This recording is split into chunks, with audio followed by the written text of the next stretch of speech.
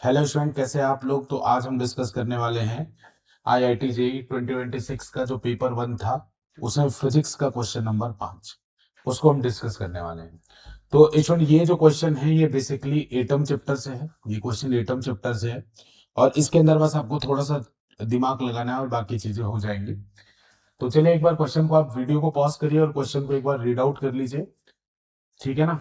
तो चलिए, उम्मीद करता हूँ आपने रीड आउट कर लिया होगा। तो स्टूडेंट, यहाँ पे दे रखा है कि ये kth ऑर्बिट का जो वेलोसिटी है वो vk है और kth ऑर्बिट का रेडियस rk है और उसका जो काइनेटिक एनर्जी है वो kk है। बोल रहा है कि इलेक्ट्रॉन का ट्रांजिशन हो रहा है nth orbit to the radiation corresponding to Lyman series. तो लाइमन सीरीज में आपको पता होना चाहिए स्टूडेंट की लाइमन सीरीज है, मतलब ये वन में आएगा। और ये वन में कहाँ से आ रहा है, तो ये nth ऑर्बिट से आ रहा है। nth ऑर्बिट से ये वन में आ रहा है, ठीक है। अब देखिए, दूसरा बात बोल रहा है कि प्लैंक्स कांस्टेंट आपको पता है और e naught permittivity of the free space है। तो उसमें कौन से ऑप्शन सही है, ये मल्टी करेक्ट बेसिकली है, जिसमें एक से ज्यादा ऑप्शन आपके सही है, ठीक है ना। तो हम देखेंगे भाई, एक सही है, दो सही है, तीन सही है, चार सही है, तो उसको हम अभी आज देखेंगे।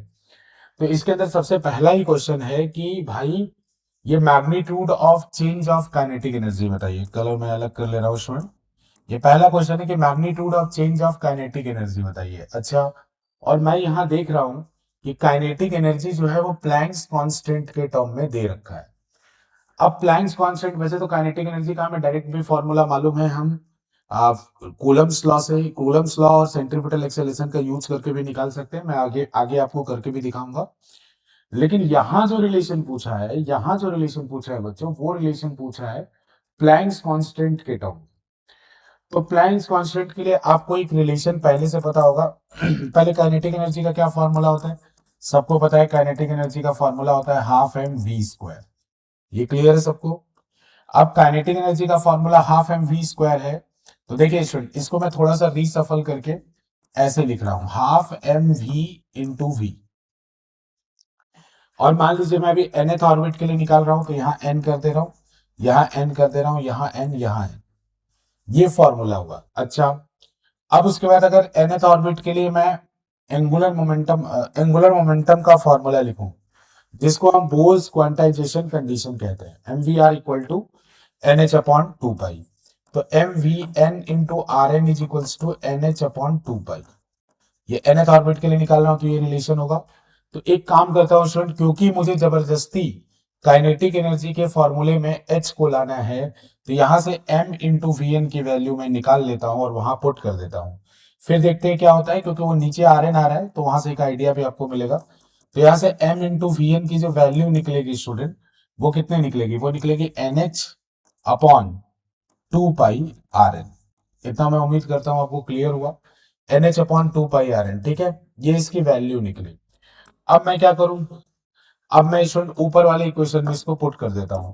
तो काइनेटिक एनर्जी का जो फॉर्मूला बना, काइनेटिक एनर्जी का जो फॉर्मूला बना वो क्या बना, half into M into we N की जगह क्या आप रख दीजिए, N H divided by two pi R N into we N. ये हमारा फॉर्मूला बना। तो इसी को रिमोडिफाई करके लिख ले रहा हूं, N H V N upon 4 pi R N. अब देखिए, बोला चेंज इन काइनेटिक एनर्जी निकालिए जब particle n equal to n से 1 में आ रहा है। तो चेंज इन काइनेटिक एनर्जी निकालेंगे तो क्या फॉर्मूला होगा स्टूडेंट, तो nth ऑर्बिट की काइनेटिक एनर्जी 1 n है। तो 1 ऑर्बिट की काइनेटिक एनर्जी क्या होगी इन terms of these, what will be the kinetic energy of 1 orbit. तो n की जगह 1 पड़ जाएगा, तो 1 डाल दीजिए। h तो वैसे ही रहेगा, vn की जगह v1 पड़ जाएगा और 4 पाई ये r1 पड़ जाएगा। अब दोनों को सब्ट्रैक्ट कर दीजिए, क्योंकि आपको डेल्टा के ही पूछा था। तो डेल्टा के ही पूछा है स्टूडेंट, तो आप सब्ट्रैक्ट करेंगे तो आप देख रहे हैं क्या क्या कॉमन बचेगा। दोनों में क्या क्या है, h है और 4 पाई है। यहाँ भी h और 4 पाई है, तो कॉमन आ जाएगा h अपॉन 4 पाई। h अपॉन 4 पाई, तो अंदर क्या बचेगा, अंदर बचेगा आपको क्या करना है, फाइनल माइनस इनिशियल, ठीक है। तो अंदर अगर आप निकालेंगे स्टूडेंट, तो वो निकल जाएगा Vn n into V N upon r n minus V1 upon R1। ये आपकी kinetic energy, change in kinetic energy आ जाएगी। nth ऑर्बिट से 1th ऑर्बिट में आने पर जो चेंज कितना हुआ काइनेटिक एनर्जी का वो आप निकाल सकते हैं। तो पहले जितना था बाद में जो उसका हुआ उसको माइनस किया। तो पहला ऑप्शन आप देख रहे हैं स्टूडेंट एकदम करेक्ट बैठ रहा है। बस यहाँ पे थोड़ा सा एक एडजस्टमेंट है, यहाँ पे एडजस्टमेंट ये किया है स्टूडेंट हमने कि m इंटू वी एन की जगह एन एच अपॉन टू पाई एन को प्लेस किया। क्यों किया ऐसा प्लेस? क्योंकि हमने फॉर्मेट देखा आंसर का कि भाई आंसर का जो फॉर्मेट है वो प्लैंक्स कांस्टेंट के टर्म में। अगर ई स्क्वायर जैसा टर्म होता या एप्सिलॉन नॉट जैसा टर्म होता तो हम फिर कूलम्ब्स लॉ वाले तरीके में जाते, जो मैं आपको आगे थोड़ा बहुत इस केस में बताऊंगा। एक और बात मैं आपको यही क्लियर कर देता हूं, तो ये ऑप्शन तो हमारा करेक्ट हो गया स्टूडेंट। ये वाला जो हमारा ऑप्शन है, ये वाला जो ऑप्शन है स्टूडेंट पहला वाला, ये ऑप्शन हमारा करेक्ट हो गया। ये फर्स्ट ऑप्शन हमारा करेक्ट हो गया, तो ये पहला ऑप्शन करेक्ट हो गया। अब हम बात करते हैं अपने अब हम बात करते हैं स्टूडेंट अपने दूसरे ऑप्शन की। तो उससे पहले मैं डायरेक्ट बात कर ले रहा हूं स्टूडेंट, फर्स्ट ऑप्शन के बाद मैं डायरेक्ट बात कर ले रहा हूं फोर्थ ऑप्शन की। उसका रीजन क्या है मैं आपको बताता हूं। उसका रीजन है कि एक रिलेशन आपने पढ़ा होगा कि जब टोटल काइनेटिक एनर्जी जो होता है वो माइनस ऑफ टोटल एनर्जी जो होता है एटम का, वो माइनस ऑफ काइनेटिक एनर्जी होता है। तो यहाँ पे क्या बोला गया है, magnitude of change in total energy निकालिए। तो स्टूडेंट अगर मैंने काइनेटिक एनर्जी में चेंज निकाल लिया है तो उसके आगे अगर मैं माइनस लगा देता हूं तो वो टोटल एनर्जी का चेंज होगा। तो ऊपर वाला जो फंक्शन बना है इसमें अगर माइनस आप मल्टीप्लाई करेंगे तो v1 अपॉन r1 आगे आ जाएगा और n vn अपॉन rn पीछे चला जाएगा। तो यहां वैसा तो दिख रहा है। अब दूसरी बात है कि बाकी कोफिशिएंट वगैरह में कोई चेंज नहीं आएगा। तो यहां हमने देखा h अपॉन 4 पाई और यहाँ पे आपको दिखाई पड़ रहा है h अपॉन 2 पाई। तो ये ऑप्शन आपका गलत हो जाएगा स्टूडेंट, क्योंकि यहाँ पे बस कोफिशिएंट की वजह से ये गलत होगा। अगर यहाँ पे h अपॉन 4 पाई होता तो ये करेक्ट हो जाता। तो ये याद रखिएगा, मैंने इस रिलेशन का यूज किया। इसके आगे एक और होता है स्टूडेंट पोटेंशियल एनर्जी बाई 2, अगर आपको याद आ रहा हो तो ये रिलेशन ग्रेविटेशन में भी होता है और यहाँ भी होता है। अब इसके बाद हम बात करें स्टूडेंट हमारा दूसरा, डी ब्रॉगली वेवलेंथ हमें निकालना है इलेक्ट्रॉन का, किसके टर्म में एक्सप्रेस किया जा सकता है। तो स्टूडेंट देखो, डी ब्रॉगली वेवलेंथ का फॉर्मूला अगर हम कितना भी एडजस्ट करें तो काइनेटिक एनर्जी में रूट के वाला आता है। क्या क्या फॉर्मूला होता है डी ब्रॉगली का, एच अपॉन एम वी होता है। फिर के के टर्म में क्या होता है, H upon under root of 2m K E होता है। एक और फॉर्मूला एक्सेलरेटिंग पोटेंशियल के टर्म में क्या होता है, under root 2m Q we होता है। तो हम ये देख रहे हैं कि लैम्डा हमेशा रूट के प्रोपोर्शनल होता है। तो कोई और रिलेशन हम नहीं निकाल सकते आप कुछ भी करके जिसमें जो आपका लैम्डा है वो के प्रोपोर्शनल है। तो इसीलिए ये वाला ऑप्शन भी आपका गलत हो जाएगा स्टूडेंट, क्योंकि लैम्डा आपके के प्रोपोर्शनल नहीं आएगा, लैम्डा आपके रूट के प्रोपोर्शनल आएगा। अब मैं बात कर रहा हूं जो आपका थर्ड इक्वेशन है यानी सी वाला ऑप्शन। तो सी वाले ऑप्शन में बोला है कि जो रेडिएशन इमिट हुआ है उसकी फ्रीक्वेंसी कितनी होगी। ठीक है, तो चलिए यहां पे हम आपको बताते हैं। ये उम्मीद है आपको ये समझ में आ रहा हो स्टूडेंट, तो इसको मैं भी रब कर दे रहा हूं थोड़ा सा ताकि यहीं पे आपको चीजें मैं क्लियर कर सकूं। चलिए, तो यहां पे मैं आपको जो बता रहा था कि काइनेटिक एनर्जी का एक और फॉर्मूला हम कैसे निकाल सकते हैं इन terms of E and epsilon not. तो देखिए स्टूडेंट, हम क्या करें, आपको पता है कि ये सर्कल में रोटेट कोई भी चीज ऑब्जेक्ट जब करता है तो उसके सेंटर की तरफ एक फोर्स लगता है। वो फोर्स कौन सा होता है, सेंट्रीपिटल। वो फोर्स कौन सा होता है, सेंट्रीपिटल फोर्स होता है ना। हालांकि सेंट्रीपिटल कोई फोर्स नहीं होता, कोई भी फोर्स लग रहा होता है तो उसको मास इंटू सेंट्रीपिटल एक्सेलरेशन के बराबर करते हैं। तो उसको शॉर्ट में हम लोग सेंट्रीपिटल फोर्स कह देते हैं, लेकिन सेंट्रीपिटल फोर्स जैसी कोई चीज नहीं होती। तो इस सिनेरियो में देखिए स्टूडेंट, अगर यहाँ पे चार्ज ई रखा है प्रोटॉन को और यहाँ पे माइनस ही घूम रहा है,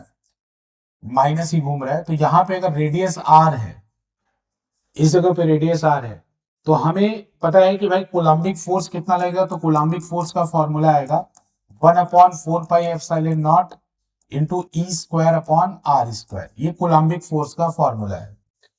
इसके बाद स्टूडेंट, अगर ये पार्टिकल सर्कल में घूम रहा है, अगर आपका ये पार्टिकल सर्कल में घूम रहा है तो ये जो कोलम्बिक फोर्स है वो किसके इक्वल होगा, ये इक्वल होगा मास इंटू सेंट्रीपिटल एक्सेलरेशन। तो हो जाएगा mv² के इक्वल। तो यहां से r से एक पावर कैंसिल कर देंगे, तो यहाँ mv² की वैल्यू कितनी आ जाएगी, mv² की वैल्यू आ जाएगी 1/4πε0 e² r। तो देखिए स्टूडेंट, ये mv स्क्वायर आ गया, तो काइनेटिक एनर्जी की value in terms of small e और एप्सिलॉन नॉट कितना होगा, तो वो हो जाएगा सॉरी बच्चों, थोड़ा सा गले में प्रॉब्लम है। काइनेटिक एनर्जी का फॉर्मूला होता है हाफ एम वी स्क्वायर, तो बेटा वो हो जाएगा 1/8 pi epsilon naught E square upon R. ठीक है ना बच्चों, 8 कैसे हुआ, तो एम वी स्क्वायर की वैल्यू अगर ये है तो काइनेटिक एनर्जी की वैल्यू ये होगी। और अभी आपको बताया था कि टोटल एनर्जी की value in terms of R क्या होगी, तो टोटल एनर्जी की value in terms of R हो जाएगी -8 pi epsilon naught E square upon R. तो देखिए स्टूडेंट, अब आप कंपेयर करके देखिए कि अगर पार्टिकल आर एन में से आर वन में आ रहा है तो आप क्या करेंगे, तो चेंज इन फ्रीक्वेंसी निकालना है मुझे।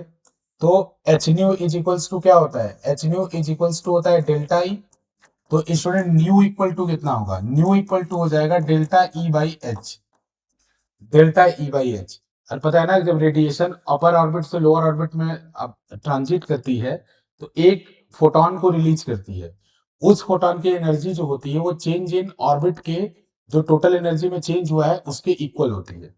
तो यहां से एच न्यू को मैंने डेल्टा ई के इक्वल किया, तो डेल्टा ई का जो फंक्शन बनेगा आप यहां से देखिए, तो डेल्टा ई में लिखा जाएगा स्टूडेंट, लिखा जाएगा E N minus E one.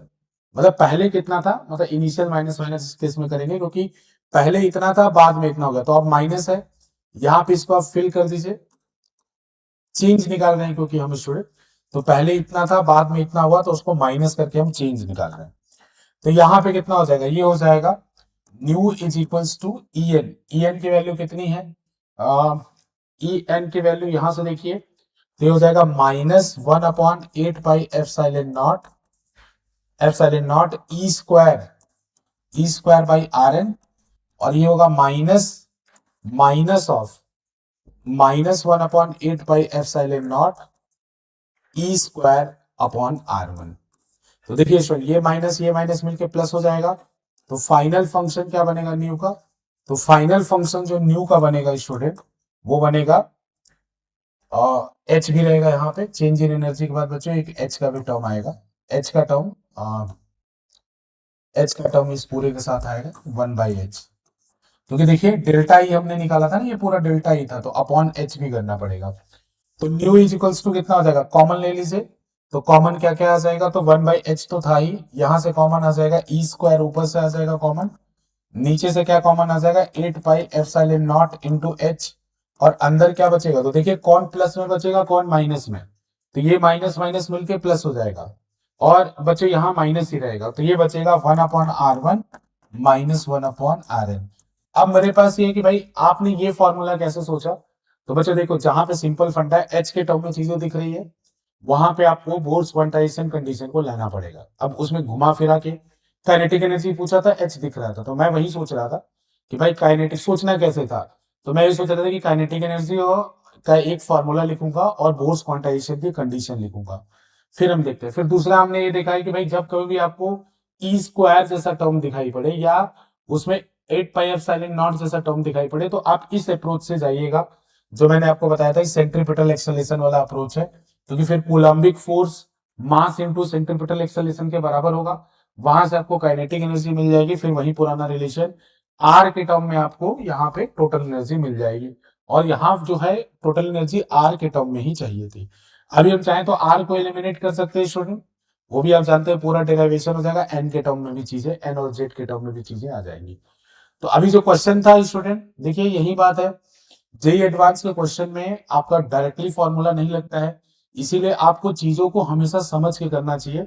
और जब कभी भी आप न्यूमेरिकल सॉल्व करें, खासकर मल्टी करेक्ट वाले, तो उसमें हमेशा आप जब सॉल्व करते रहिए तो एक दो स्टेप जब आगे बढ़िए तो आप अपने रिजल्ट को जरूर ध्यान में रखिए कि हमसे पूछा क्या है, नहीं तो आप अगर एक स्टेप में आपने शुरुआत किया और उसी स्टेप में आप आगे बढ़ते गए तो आप फिर ऑफ ट्रैक हो जाएंगे। तो उस समय आपको एक स्टेप दो स्टेप लिखने के बाद ये सोचना पड़ता है कि मैं इस तरफ पहुंच पाऊंगा कि नहीं, मतलब आपको एक आई रखना पड़ता है अपने फाइनल रिजल्ट पे, तभी आप चीजों को कर पाएंगे। तो इसीलिए मैंने ये सोचा जो आपको थिंकिंग बताया कि कौन कब क्यों कौन सा अप्रोच लिया। यहाँ ई स्क्वायर 8 एप्सिलॉन नॉट देखा तो कूलम्ब्स लॉ की याद आई, ऊपर मैंने एच देखा और एच देखा तो मुझे प्लैंक्स कांस्टेंट में बोर्स क्वांटाइजेशन कंडीशन की याद आई, काइनेटिक एनर्जी का एक half M V square formula होता है, उसको मैंने फिर इक्वल क्यों नहीं किया कूलम्बिक फोर्स की, क्योंकि उसमें ई स्क्वायर दिख नहीं रहा था, उसमें आर और वी ही दिख रहा था, तो इसीलिए मेरे लिए कन्वीनियंट था कि काइनेटिक एनर्जी यूज करो और साथ में साथ बोर्स क्वांटाइजेशन कंडीशन यूज करो। यहाँ E square eight epsilon not और आर दिख रहा था, तो मैं बेहद कन्वीनियंट था कि यहाँ कूलम्ब फोर्स का कॉन्सेप्ट जाएगा। और लास्ट वाले को मैंने ऐसे एलिमिनेट कर दिया ऊपर वाले के सहारे से, क्योंकि स्टूडेंट आप जानते हैं कि काइनेटिक एनर्जी और टोटल एनर्जी में माइनस का रिलेशन होता है। ठीक है, तो उम्मीद करता हूँ ऐसे छोटे छोटे वीडियोस हम बना रहे हैं जिसमें आपको पूरा कोशिश करूंगा कि एडवांस के क्वेश्चंस में आपको बार बार आपके सामने रखते जाऊं। तो जरूर आप हमारे चैनल को सब्सक्राइब कीजिए, अगर अभी तक आप सुन रहे हैं तो जरूर आप अपना बाकी लोग को भी शेयर कीजिए, मैं बिल्कुल कोशिश करता रहूंगा। Thank you.